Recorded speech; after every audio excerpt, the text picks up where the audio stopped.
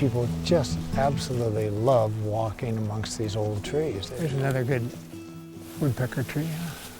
It moves your heart, it moves your spirit. Follow John Bates into the woods, and he'll make sure you won't lose the forest for the trees. Whoa.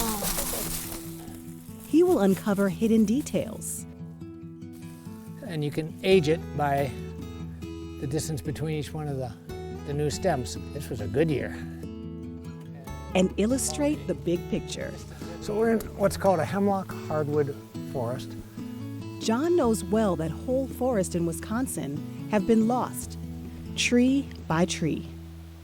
We cut down in northern Wisconsin tens of millions of eastern hemlocks. This was the #1 tree in the Northwoods pre-settlement, and now it represents 1 to 2% maybe of the whole Northwoods.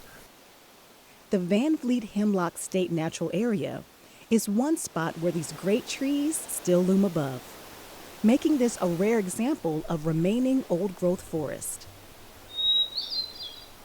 Finding the state's few remaining pockets of old-growth forest set John on a mission.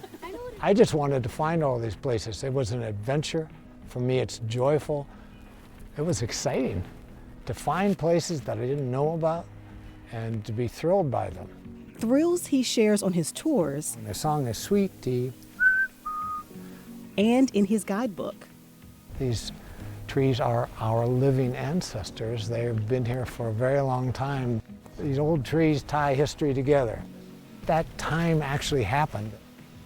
But don't mistake these ancient trees for antiques.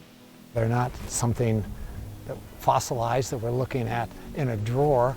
They're living, but they're still 400 or 500 or more years old. What are you even dropping?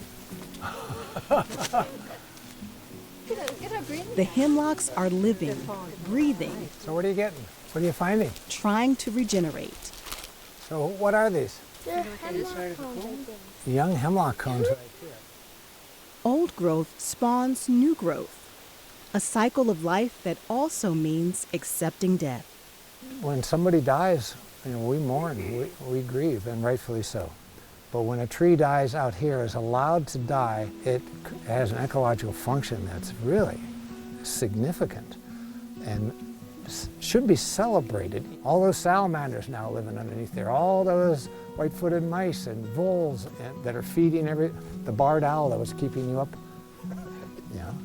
What are they eating? Toppled trees nurture new ones.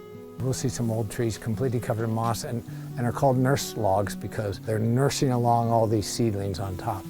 You can see the perfect lineup of eastern hemlocks, and now we got a bunch of yellow birch on this end. That lineup of new life on a log includes more than growing trees. There's a tiny little mushroom. Forest life comes in many sizes It's worth looking at. and many shapes. Slime mold. It's really weird looking.